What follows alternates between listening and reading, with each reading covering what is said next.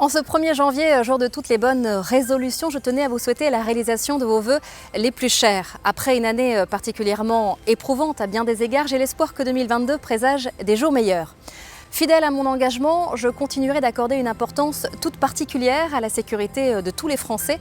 Les individus qui s'attaquent notamment aux forces de sécurité, aux élus, aux professeurs et par conséquent à la République française ne doivent plus faire l'objet de remises de peine. C'était d'ailleurs l'objet de mes amendements et c'est un sujet majeur défendu également par Éric Ciotti que je partage pleinement.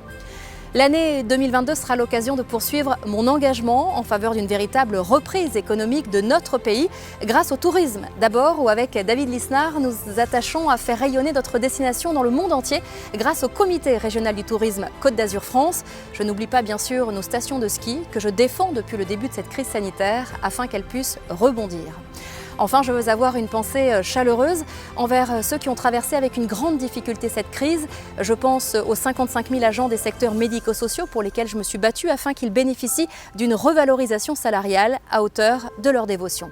Je souhaite également que l'année 2022 soit celle de la jeunesse. Une fois encore à la tribune du Sénat, je n'hésiterai pas à élever ma voix, notamment pour améliorer la condition de nos étudiants. On ne peut pas tolérer ce système nébuleux qui explique à sa jeunesse qu'elle n'est pas à la hauteur. Et puis vous connaissez mon engagement bénévole auprès des plus fragiles. C'est un combat de tous les jours. Dans quelques mois, la Maison d'Adrien, qui a pour vocation d'accompagner les enfants malades et leurs familles, verra le jour dans notre département grâce à la mobilisation de nombreux donateurs. Vous aussi, mobilisez-vous pour mieux les accompagner. La solidarité doit s'opérer pour un monde plus juste. Honoré par votre confiance lors des élections départementales en juin dernier, vous pouvez compter sur moi pour agir ici, dans mon canton d'Antibes-Juan-les-Pins avec Jean Leonetti, mais aussi dans l'ensemble de notre département des Alpes-Maritimes grâce au soutien de Charles-Ange Ginesi et bien sûr là où j'ai l'honneur de siéger depuis plus d'un an, au Sénat, pour défendre avec mes collègues azuréens vos intérêts. Enfin, c'est cette année que s'esquisseront les grands choix à faire pour l'avenir. Je veux croire que l'élection présidentielle à venir conduira notre pays sur la voie du redressement.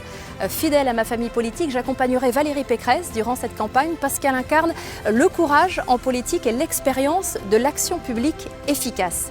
Cette année, vous l'avez compris, s'annonce pleine de défis que nous surmonterons ensemble grâce à notre résilience et notre courage face à l'adversité. Il me reste à vous souhaiter à chacune et à chacun d'entre vous que cette nouvelle année soit synonyme de santé bien sûr, mais aussi de bonheur et de prospérité. Très belle et heureuse année 2022 à toutes et à tous.